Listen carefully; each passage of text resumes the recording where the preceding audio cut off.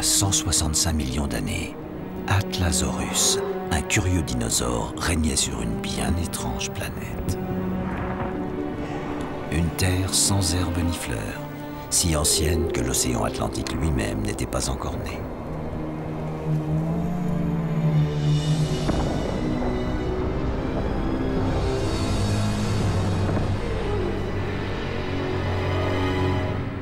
La mort de ce vieux dinosaure sauropode est le point de départ d'une enquête sur l'origine des plus grands dinosaures que la Terre ait portés.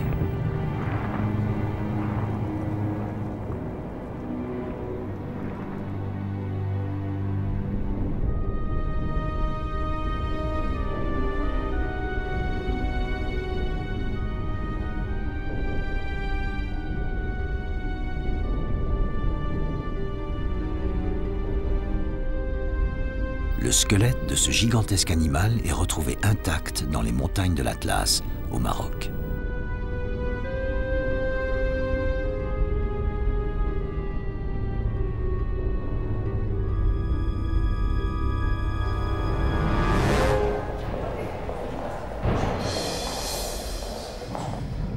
Atlasaurus, vedette du musée de Rabat, est le plus vieux sauropode complet au monde. Il est l'ancêtre des célèbres brachiosaures, les plus imposantes créatures terrestres de tous les temps.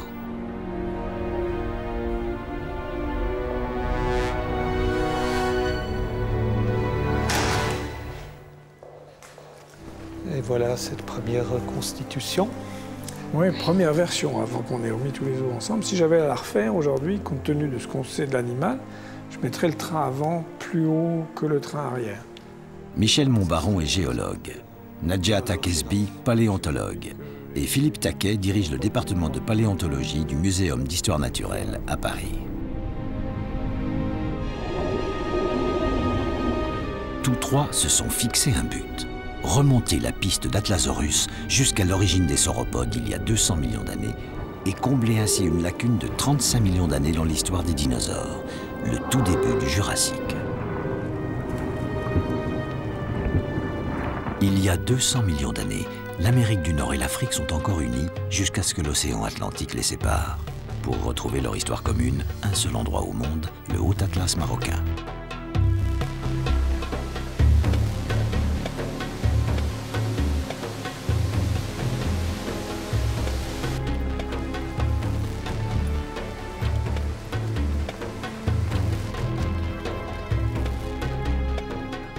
L'origine des sauropodes au début du Jurassique est un mystère.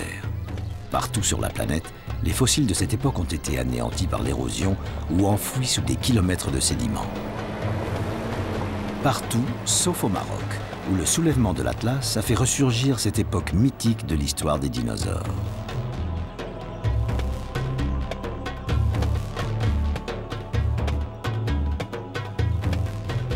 Ces pages inédites ne figurent sur aucune carte. Seul un géologue chevronné comme Michel Montbaron, qui parcourt le Maroc depuis plus de 30 ans, est capable de les localiser.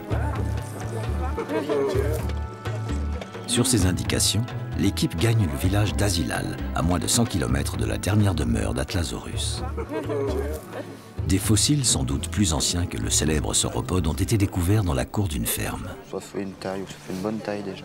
Les paléontologues Philippe Taquet et Ronan Alain se mettent aussitôt au travail.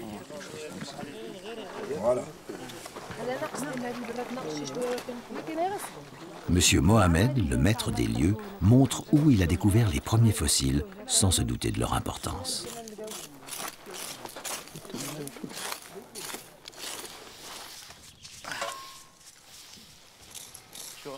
Le professeur Dale Russell, célèbre paléontologue américain, est venu rechercher les ancêtres des dinosaures de son pays. Si on est capable d'imaginer à quoi ressemble un os, c'est plus facile. Sans image précise, c'est très difficile de trouver quoi que ce soit. Le premier fragment d'os que l'on extrait est très important parce qu'il nous fournit des indices sur la texture et sur la couleur qui nous permettent de le différencier de la roche. Par la gauche, oui, voilà. Les fossiles affleurent dans une couche sédimentaire que les géologues datent de 180 millions d'années, 15 millions de plus qu'Atlasaurus. La découverte d'un fémur de sauropode met l'équipe sur la piste de l'ancêtre du grand dinosaure. Ah non, mais le coin est très très riche. Regardez-moi ça. Bah, il est quand même, c'est vrai, l'Atlasaurus, son métatarsiens est gros comme ça, non? C'est quand même une belle bête. Oui, non. On peut déjà dire le groupe de dinosaures auquel ça appartient. Regardez ça. Regardez la conservation. Voilà l'extrémité proximale. Regardez ça. Sauropodes, disons, de taille moyenne, quoi. Largement au-dessus d'un rhinocéros. Oui. Bravo, moi. Bravo. On est toujours dans le Jurassique inférieur. La fin du Jurassique inférieur. C'est-à-dire le Toarcien, c'est-à-dire à peu près plus de 180 millions d'années. Alors que c'est un endroit où on ne sait pratiquement rien de ces animaux. Et il y a forte chance pour qu'ils soient tous nouveaux pour la science. Alors c'est très excitant. Ils sont au rendez-vous de nos prévisions. C'est bien.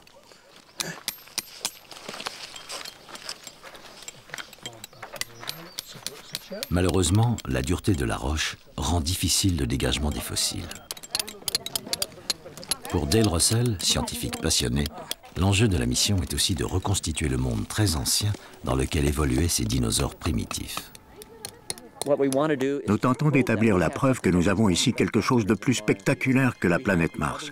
Il s'agit en réalité d'une étape de l'évolution de la vie sur Terre, l'un des plus grandioses épisodes connus de l'histoire de la création du monde. Nous voulons en établir l'origine et en tirer les enseignements pour l'avenir. Qui ne voudrait pas prendre part à une telle aventure?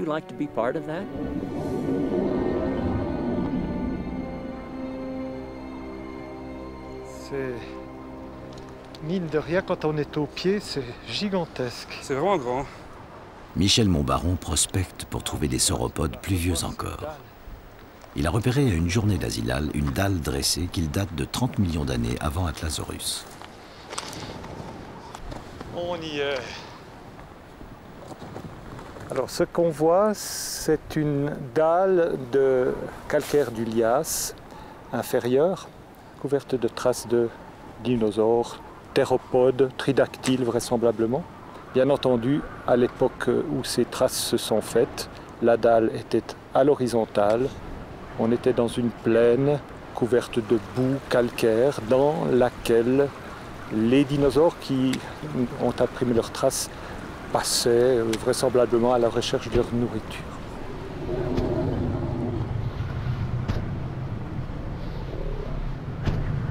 Évidemment, lorsque les plissements se sont faits, lorsque le serrage de l'Atlas s'est produit, ces couches se sont basculées.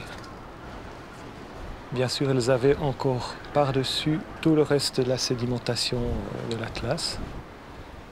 Et cette sédimentation, ces couches ont été peu à peu balayées par l'érosion.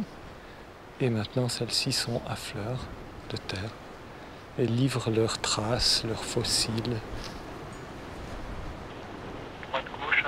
Le géologue suisse a fait appel à son compatriote Christian Meyer, spécialiste des traces de dinosaures. Tu peux donner une hauteur de l'animal? Avec ces mesures-là, non. Il faut que je mesure la longueur de l'empreinte. Attends, je vais voir.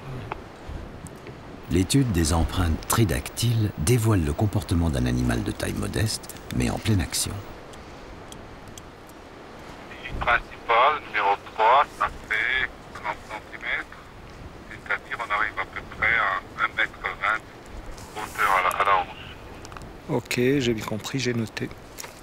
Les empreintes sont pas très claires, hein. Mais ça c'est un petit théropode, mais les pistes sont très directes. Je pense qu'il est en train de courir, mais il faudrait vérifier avec les calculs ce soir.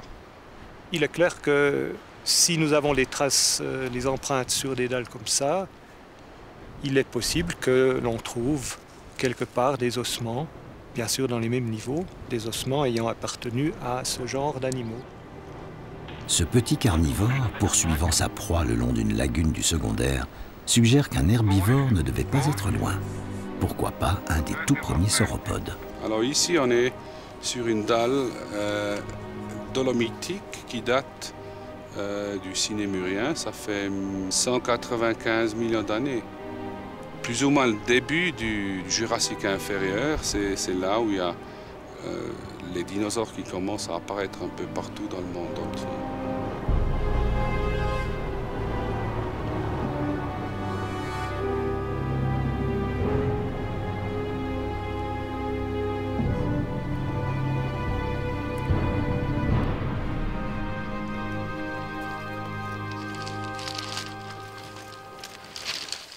À Asilal, l'enthousiasme est retombé. La roche est décidément trop dure et les fossiles trop dispersés pour espérer reconstituer un animal.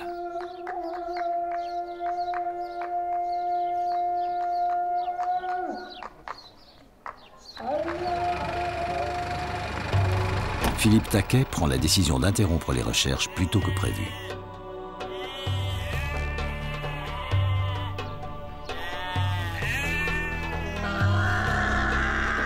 Une autre raison l'incite à prendre le départ. Des ossements ont été découverts de l'autre côté de l'Atlas par des chasseurs de fossiles et il faut intervenir d'urgence avant que le site ne soit pillé. Direction Ouarzazate pour gagner le village de Toundout aux portes du Sahara.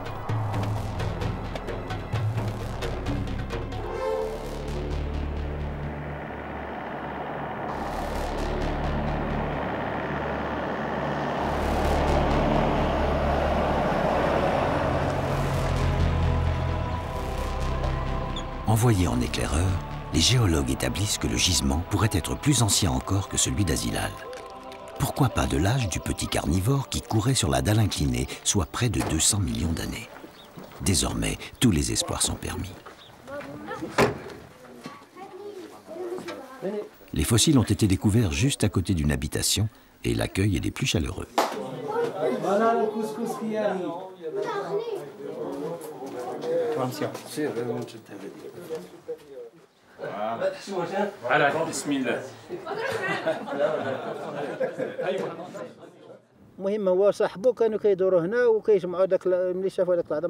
Monsieur El Houssine, le propriétaire, explique que des chercheurs de fossiles ont commencé à fouiller dans les environs.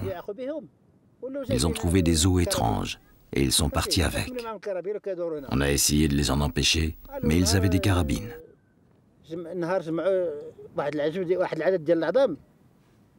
Ils ont volé beaucoup d'os, mais l'un d'entre eux a trop parlé et le chef de la police est venu.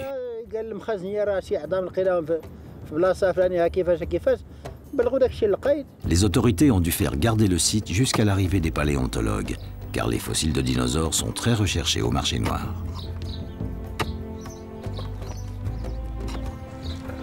Juste au-dessus des maisons, le travail de prospection commence.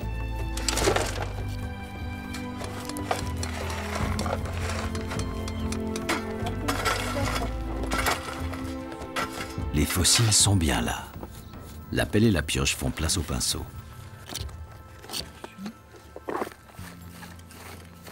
Voilà, regardez. Que ça ne décolle pas l'autre partie? Non. Regardez ça. Philippe Taquet dégage avec précaution un os d'une taille inhabituelle. Il appelle Dale Russell qui prospecte plus haut dans la colline. Venez là. Venez là. Alors, qu'est-ce que vous pensez de ça? Mais quel os? Maintenant, on ne voit pas le côté, mais je pense un peu à tibia, mais c'est assez plat quand même là. Et j'ai un indice supplémentaire à vous montrer. Fatima a trouvé une pièce. Oui.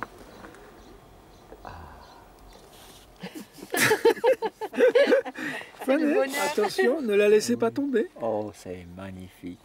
C'est une dent en forme de spatule, typique des sauropodes. Eh bien, c'est primitif alors. Comment savoir? Si c'est très primitif, c'est difficile. Elle révélera au laboratoire le stade d'évolution de son propriétaire.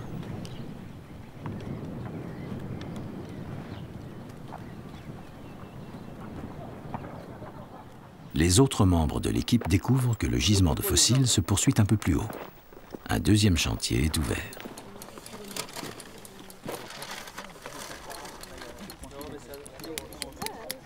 Une telle concentration d'ossements pourrait s'expliquer par la présence d'une rivière qui aurait charrié dans ses flots, puis rassemblé plusieurs animaux.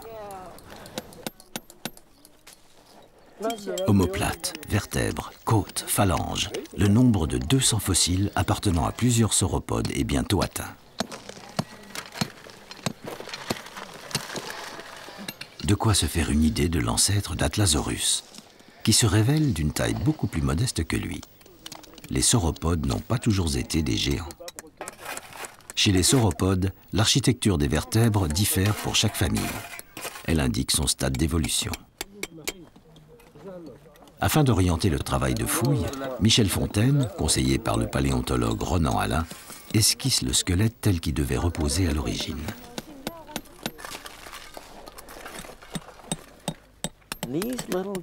Ces jeunes garçons ont dans leur jardin de véritables ossements de dinosaures. C'est un peu comme s'ils regardaient les étoiles la nuit et qu'ils constataient qu'elles existent vraiment, qu'elles sont tout près. Il y a là de quoi stimuler leur imagination. Une omoplate, appelée scapula, retient l'attention des spécialistes. Ils n'en ont jamais vu de semblable.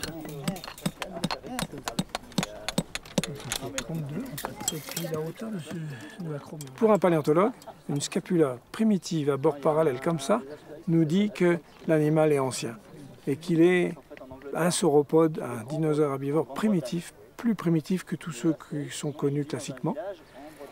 Et au fond, là, le paléontologue apporte sa pierre à l'édifice en disant « ce gisement, par ce seul os, il est ancien, il est forcément, probablement, très probablement même, du Jurassique inférieur. Il est avant les sauropodes déjà connus. Cette scapula est plus ancienne, plus primitive que celle que l'on connaît chez les autres sauropodes plus évolués. »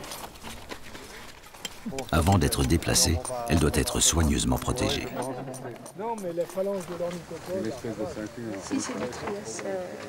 Que je ne vois pas. Non, les sauropodes sont trop... Moi, pour l'instant, je prends aucune... Une discussion passionnée s'engage sur l'âge du gisement. Philippe Taquet est convaincu d'avoir affaire au Lias, période du début du Jurassique, datée de 190 millions d'années. Michel Montbaron estime, lui, qu'il pourrait même remonter au Trias, soit plus de 205 millions d'années. On est peut-être dans le Lias moyen supérieur, mais on est aussi peut-être dans le Trias. Débat intéressant. Mais moi, c'est caché Jurassique. Pas du Crétacé, c'est pas du Jurassique moyen, c'est peut-être du Jurassique inférieur, c'est pas exclu. Si. Moi, je vote pour le Lias, Michel. Alors, moi, je vais encore, et puis vous ferez votre discussion tout seul. Moi, je vais encore voir juste là-bas.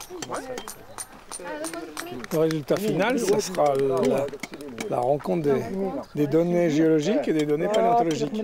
Et ça, c'est ça qui est excitant dans le travail, c'est de pouvoir apporter des preuves d'un côté et de l'autre pour confirmer une impression.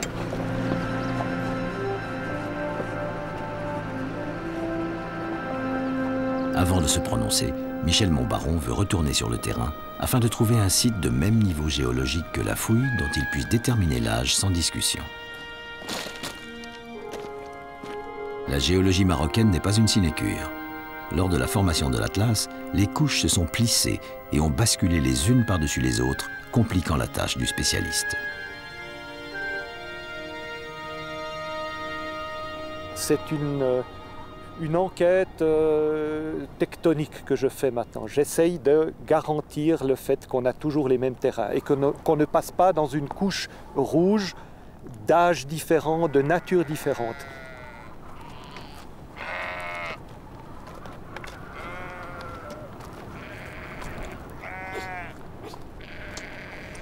La couche penche de 20 degrés vers le nord 309.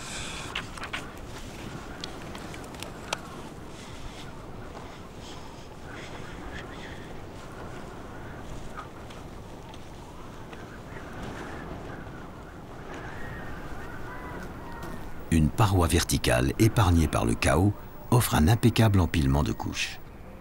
Elles correspondent à l'alternance de dépôts marins calcaires de couleur claire et de dépôts terrestres gréseux plus sombres qui se sont succédés pendant des dizaines de millions d'années au rythme des variations du niveau de la mer. Le géologue reconnaît, grâce à son épaisseur et au grain du sédiment, une couche calcaire qu'il connaît bien. Elle s'est formée à une époque qui précède juste la fouille de Tundut. C'est la confirmation qui dissipe ses derniers doutes. Les fossiles sont bien du Jurassique inférieur. Je peux dire que cette masse de calcaire, je l'ai déjà rencontrée ailleurs dans l'Atlas et elle correspond à une époque du Lias inférieur, c'est-à-dire aux alentours de 180-185 millions d'années. C'est du Crétacé moyen? Non. C'est du Trias? Non. C'est lié. Oui, oui. Top là, il avait raison, il fallait tester, hein, t'as bien fait. Non, il vaut mieux écarter toutes les hypothèses. La journée était bonne quand même, fertile en événements. Oui, absolument.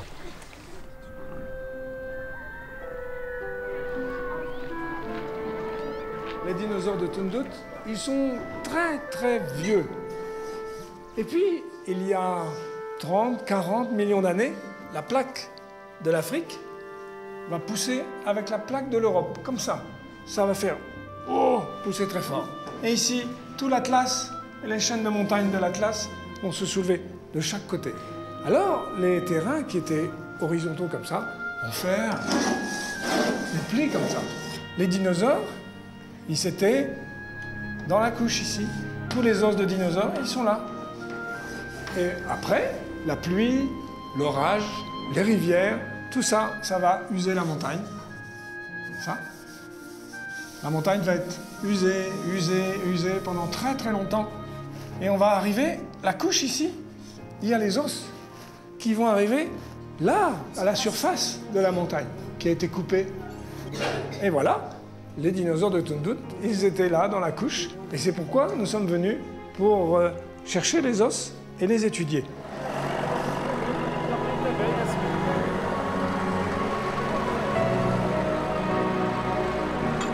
La leçon se poursuit sur le terrain.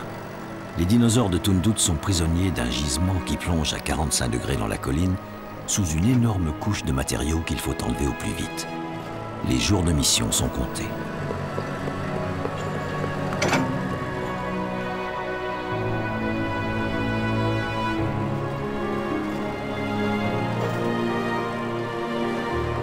Pendant ce temps, la fouille se poursuit à la main sur le site du bas.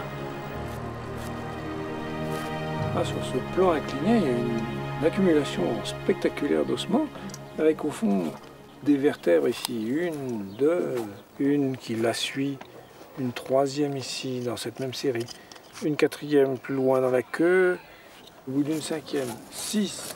Tout ça sont des vertèbres plutôt de la queue. Au milieu de tout ça, un os probablement du bras, ça ressemble à un cubitus. 2 métatarsiens, 2 os, l'un à l'endroit, l'autre à l'envers, des os de la patte. Et puis en travers, des côtes, une ici, une là, une presque complète là, dans ce sens-là. Un énorme os de membre, passionnant celui-là, un numérus, avec sa spatule, ça c'est l'extrémité supérieure. Et il est vu de derrière, et il plonge dans la couche. On est à peine au bout là, et ça c'est très important parce que c'est un gros os. Étant donné l'ancienneté des terrains, on a déjà des beaux sauropodes. Ces très vieux sauropodes présentent déjà des os de taille respectable. L'examen de leur structure au laboratoire révélera peut-être les secrets de fabrication des colosses qui leur succéderont, les brachiosaures. La charpente nécessaire au soutien de leur gigantesque corps devait être à la fois légère et d'une solidité à toute épreuve.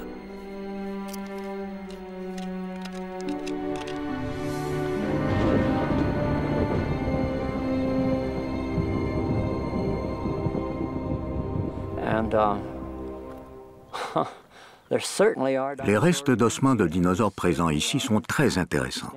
L'Atlasaurus a été une découverte capitale. Elle prouve que des dinosaures primitifs du Jurassique moyen étaient présents ici et que des dinosaures plus anciens le sont probablement. Cela comble un vide énorme dans la connaissance de l'évolution des dinosaures.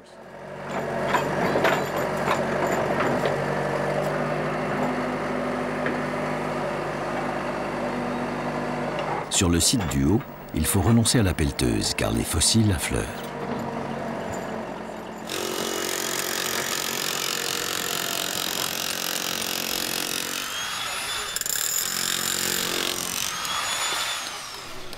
Deux nouvelles dents de sauropodes, parfaitement conservées, laissent espérer la découverte d'un crâne.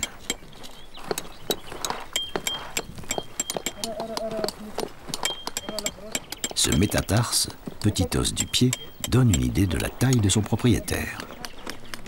On va trouver encore autre chose en dessous. On est débordé, il y en a partout. Je ne crois pas d'un disque vertébral, mais une belle dorsale. Le haut serait comme ça, un canal neural. Le fait que les dinosaures aient été les seigneurs de la Terre pendant 155 millions d'années. Ils ont régné sur la Terre du Trias jusqu'au Crétacé supérieur. Et donc ils ont été un grand succès évolutif. Et moi je m'insurge toujours contre les gens qui disent « Oh, les dinosaures c'était des animaux grands, bêtes et méchants qui ont disparu, faute d'avoir su s'adapter ». C'est totalement faux. Le succès des dinosaures est un succès dans l'histoire de la vie sur Terre incontestable, fantastique. Il faut rappeler que l'humanité n'en est qu'à 6 millions d'années d'ancienneté. C'est pas beaucoup. 155 millions d'années, c'est un succès évolutif. Et donc si les dinosaures n'avaient pas été là, occupant toutes les niches écologiques pendant cette longue période de temps, l'histoire aurait été certainement différente. À la même époque existaient déjà les petits mammifères. Et si les dinosaures avaient été absents, les mammifères, ils avaient toute la place, eux, pour évoluer. Et notre histoire, elle aurait peut-être gagné 70, 80, je ne sais pas, 100 millions d'années. Et nous-mêmes, nous serions là sur Terre depuis bien plus longtemps peut-être. On peut faire de la paléontologie fiction comme ça, qui n'est pas totalement dépourvue de sens.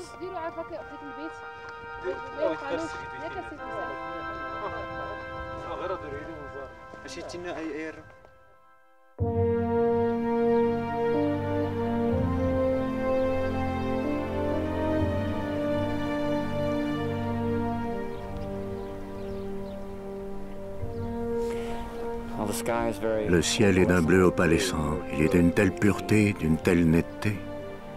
C'est beau. Ce soleil qui se lève en relevant les contours de l'Atlas, au-dessus de ces couches du tout début du Jurassique qui sont maintenant exposées. Je ne peux m'empêcher de me demander si l'aube naissait de la même manière au temps des grands sauropodes, et en quoi cette époque était si différente de la nôtre.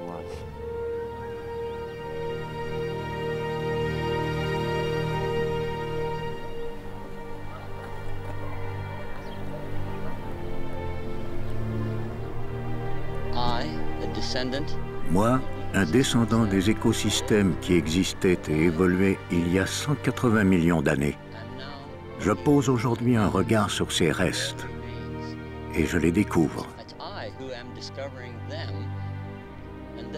Ils sont mes ancêtres et je ne débarque pas d'une quelconque sonde interplanétaire pour étudier les dinosaures. Je suis le résultat de leur monde et me voilà avec les yeux de celui qui, pour la première fois, peut apercevoir leurs ossements et leurs restes et avoir une pensée pour eux.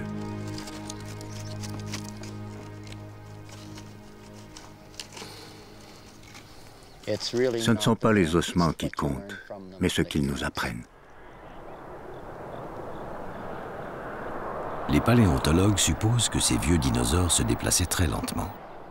À Demnat, dans l'Atlas central, une piste de sauropodes de l'époque d'Atlasaurus offre à Michel Montbaron et Christian Meyer l'occasion de vérifier cette hypothèse. Ça doit ressembler à l'Atlasaurus, je pense, non? Ça fait quand même presque 1,20 m. Hein. De quoi? Le pied. En connexion avec la longueur de l'empreinte, on peut mesurer la vitesse de l'animal. Et puis on prend le double pas directement d'ici. Hein. Oui. À un moment propice de l'assèchement, des dinosaures passent, impriment leurs traces. Ça s'assèche totalement, la trace est fossilisée et conservée. Et lors du prochain événement d'inondation, de recouvrement par des sédiments, les traces qui étaient asséchées sont préservées par la couche qui s'est déposée au-dessus. C'est bon ici. Moi, je pensais qu'il marchait l'amble, mais je ne suis pas sûr. Mais qu'est-ce que ça veut dire, l'amble? L'amble, tu poses les deux pattes droites en même temps, les deux pattes gauches en même temps, comme ça, comme ça. Est-ce que c'est juste ou pas? On ne sait pas. On ne sait pas. On ne sait pas. Pierce Wright, 114. 114, bon. J'arrive à une hauteur de la hanche de 4,56 cm. Hauteur de la hanche, 4,56 m, ok. Voilà. 4,56 m. Maintenant, l'enjambé, s'il te plaît. Enjambé, RP 356. 356, bon. J'arrive à une vitesse de 1 km et 200 mètres par heure. Oui, ok, mais c'est pas rapide ça? Ah non, pas du tout. Hein?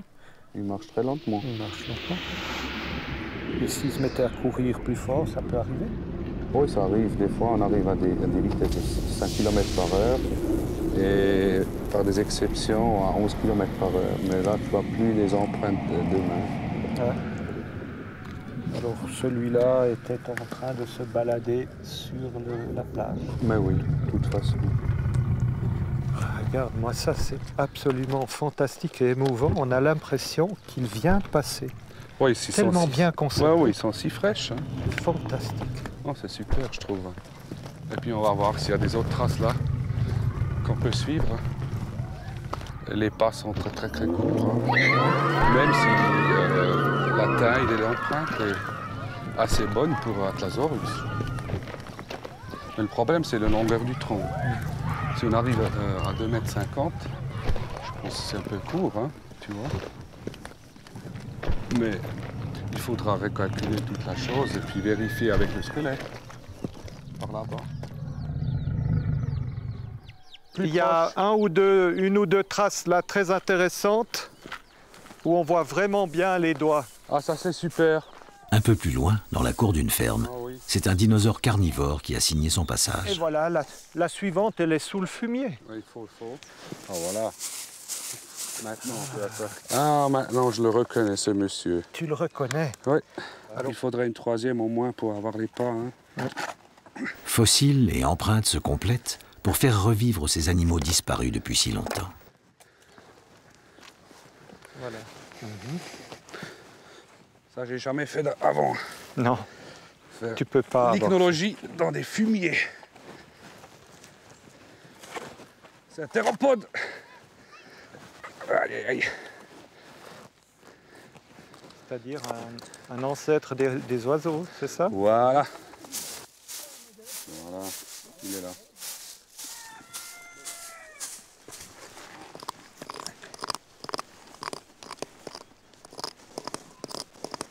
Si on continue de creuser dans cette pente, dans ce niveau-là, on va trouver la suite.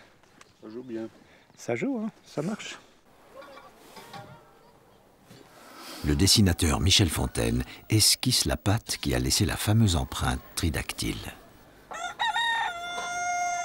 Eh bien, pour arriver à reconstituer une patte tridactyle, c'est-à-dire d'un théropode, un carnivore, on utilise à la fois les squelettes des animaux connus et aussi certains animaux actuels comme les oiseaux qui ont des pattes très similaires et qui laissent d'ailleurs des empreintes très similaires aussi.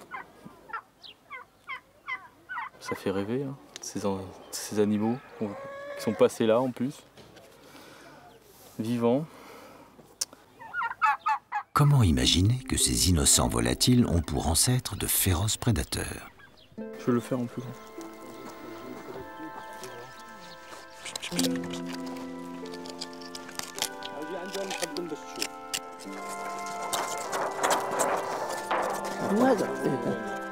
Cet homme n'est pas vraiment étonné de l'apparence de l'animal.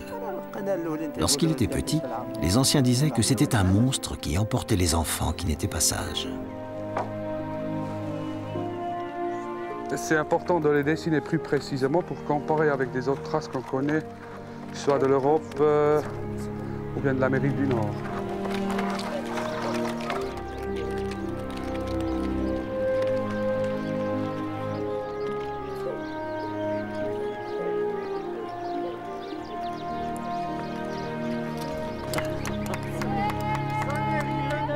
Sur le site de Toundout, une découverte extraordinaire est saluée selon la tradition.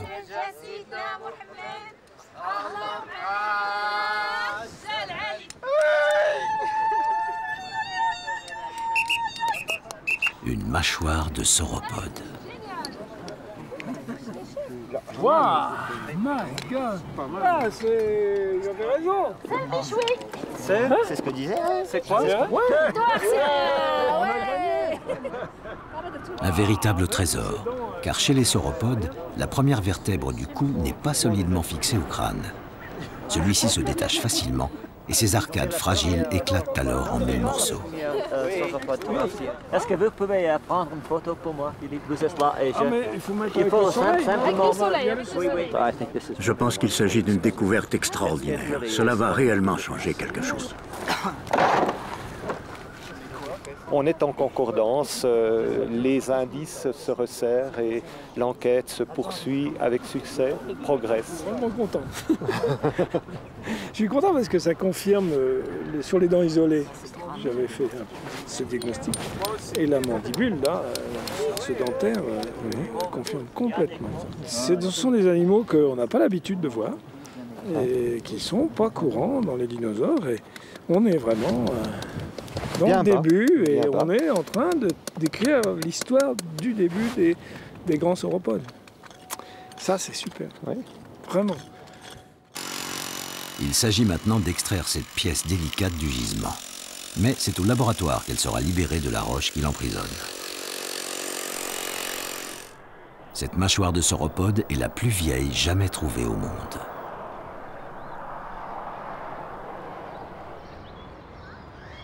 Quelques semaines plus tard, au Muséum d'histoire naturelle à Paris.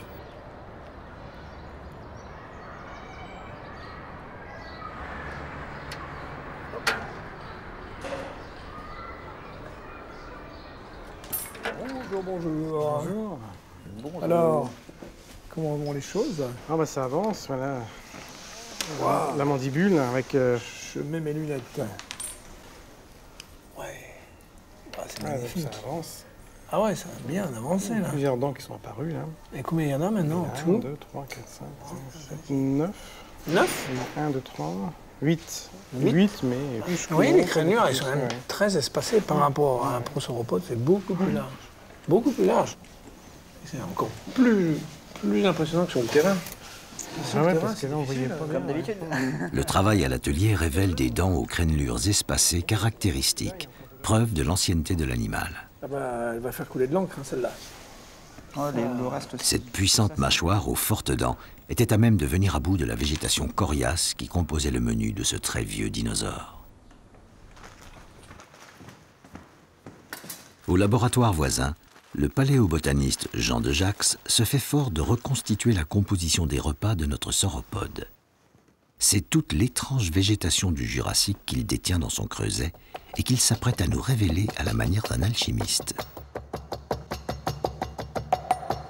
Le sédiment est broyé, puis très finement tamisé avant d'être traité à l'acide.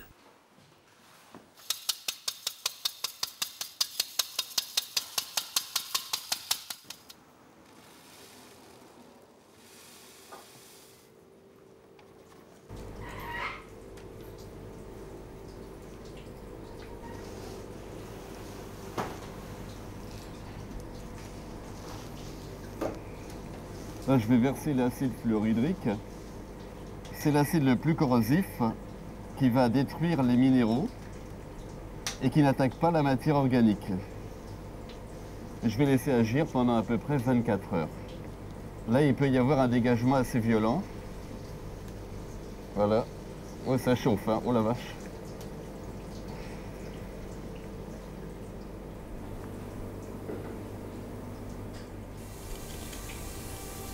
À l'atelier du muséum, la mâchoire de sauropode sort peu à peu de sa carapace de pierre.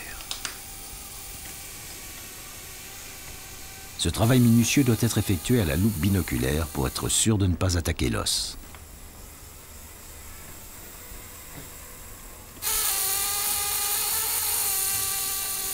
Les fossiles sont imprégnés de colle afin de les solidifier et d'assurer leur conservation.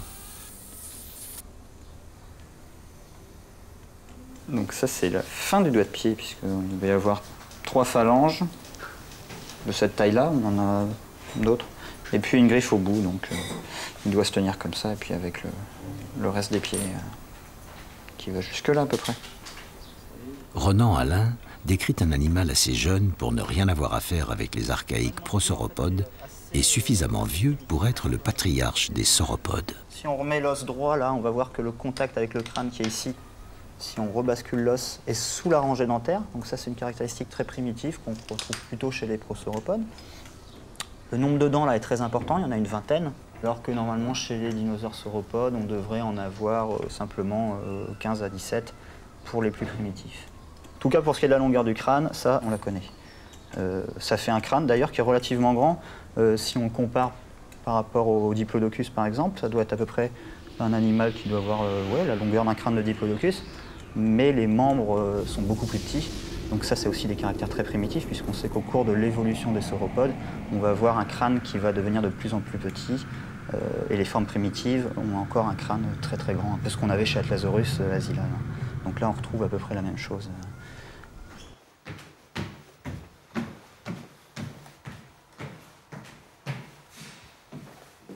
Le lendemain, Jean de Jacques récupère la matière organique sortie du bain d'acide.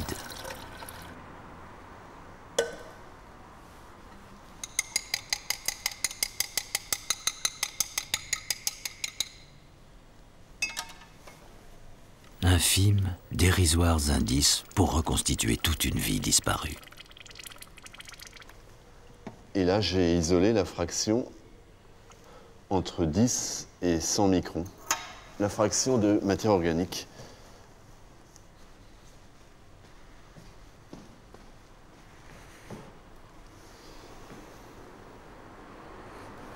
Le botaniste sélectionne les fragments de végétaux les plus aisément reconnaissables pour les examiner sous un fort grossissement.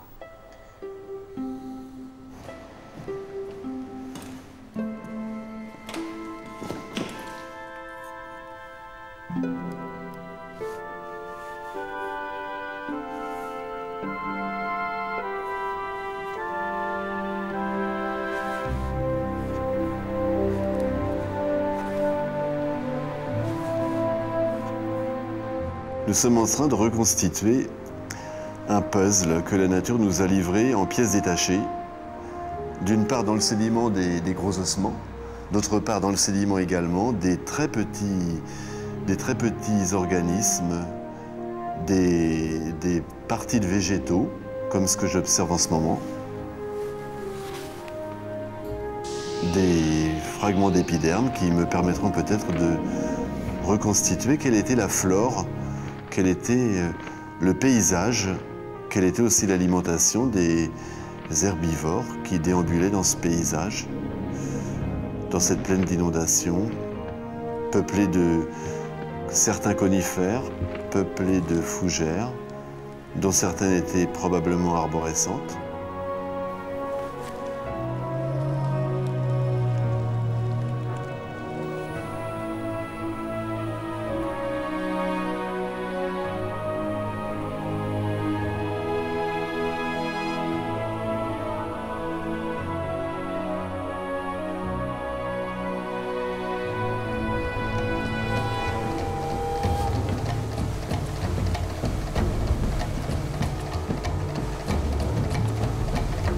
Cette végétation primitive n'a pas disparu de la planète. La Nouvelle-Calédonie conserve la mémoire de cette époque très ancienne, comme si le temps s'était figé il y a quelques 180 millions d'années. L'île des Pins est un monument à la gloire du Jurassique. Je me demande si les plantes dont ils se nourrissaient ressemblaient à celles-ci. Je crois que oui. C'est une forme très ancienne. We say verticillate branching.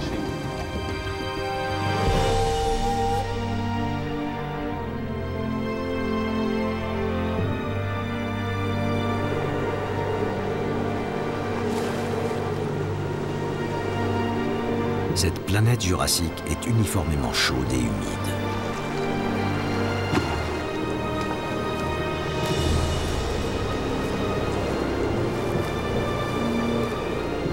Les continents sont peuplés d'une végétation de conifères, de cycades, de fougères, d'araucaria. Pas le moindre brin d'herbe, pas la moindre fleur et par conséquent pas de papillons. La nature ne les a pas encore inventés.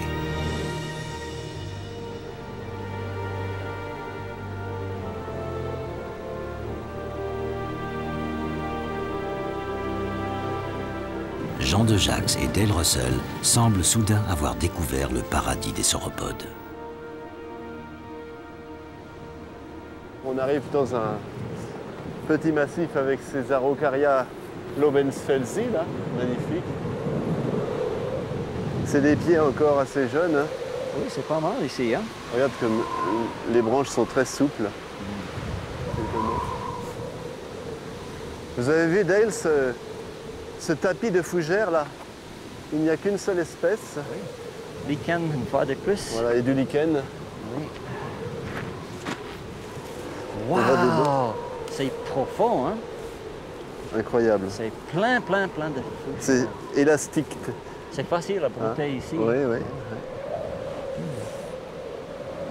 On peut se nourrir ici pendant des heures si on est sauropode.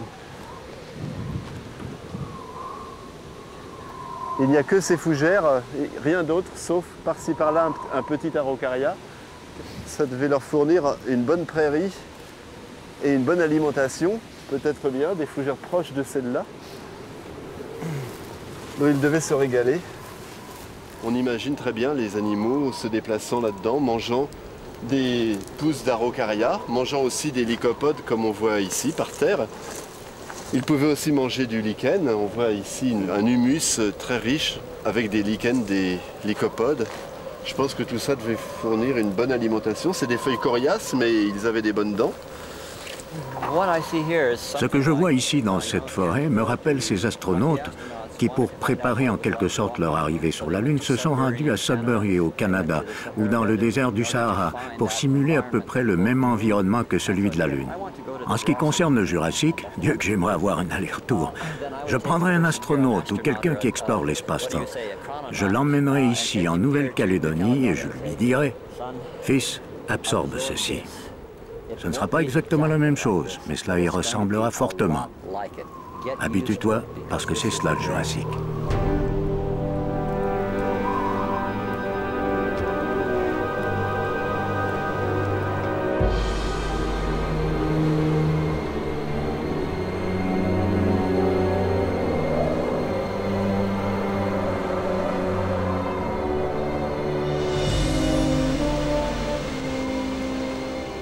Ce qui est surprenant au sujet des plantes que l'on retrouve ici, c'est la simplicité avec laquelle elles se développent.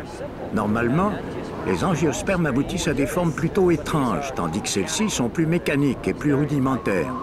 Ce sont des plantes qui n'ont pas éprouvé le besoin d'évoluer parce qu'elles étaient arrivées à une sorte d'optimum qui leur permet de vivre tout à fait de manière idéale dans un certain biotope. Donc le Maroc actuel aujourd'hui évidemment est très différent du Maroc du Jurassique parce que tout simplement l'évolution végétale s'est fortement chargée de modifier l'aspect de la flore. Et on peut imaginer très bien un décor à peu près analogue à celui-là, au Maroc, au Jurassique moyen.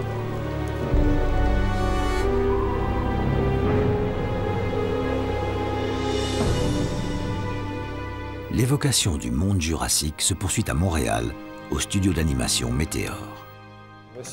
Philippe Taquet fait connaissance avec l'animal dont il rêve depuis si longtemps. Ici, l'animal avec toutes ses articulations, la tête, le corps, la queue. Ah oui, oui, oui. C'est magnifique de redonner vie à un animal qui a disparu depuis des millions d'années. Il est très réussi, très réaliste. On a essayé de respecter en fait les dessins pour la tête. On n'était pas sûr d'avoir respecté complètement le contour du crâne. Ah ouais, non, mais la tête est bien, les proportions, elle a été lancée exactement comme il le faut, ouais, c'est bien. Okay. Alors là, je vais l'animer. Alors... Ah oui, alors voilà. Ah, c'est super de pouvoir marcher comme ça, se déplacer. Ah, oui, oui. Non, il est assez élégant, bien réussi, encore assez gracile finalement. Ce qui est fabuleux, c'est de penser qu'à partir d'un petit os comme ça, qui est un chevron, qui est une pièce qui se met sous les vertèbres de la queue, on peut dire que cet animal est déjà un sauropode vrai. Et il est très probablement l'ancêtre de tous les grands dinosaures du Jurassique. Et en effet, par exemple, l'Allosaurus qui lui succède, là, qui est beaucoup plus grand, deviendra avec des pattes en colonne, des membres comme des pattes d'éléphant, avec un cou beaucoup plus long, une queue beaucoup plus longue. Ils vont atteindre des poids de plusieurs dizaines de tonnes et des longueurs de dizaines de mètres. Ce qui est formidable de penser que les dinosaures, là, étaient au bon moment et au bon endroit au Maroc. On les a trouvés et ils sont les ancêtres des grands dinosaures d'Amérique du Nord, du Jurassique, parce qu'à ce moment-là, l'Afrique était encore soudée à l'Amérique du Nord. Et ce qui est formidable, c'est de les voir évoluer dans leur environnement, dans leur milieu, comme si on y était avec eux. Ça, c'est le rêve de tout paléontologue.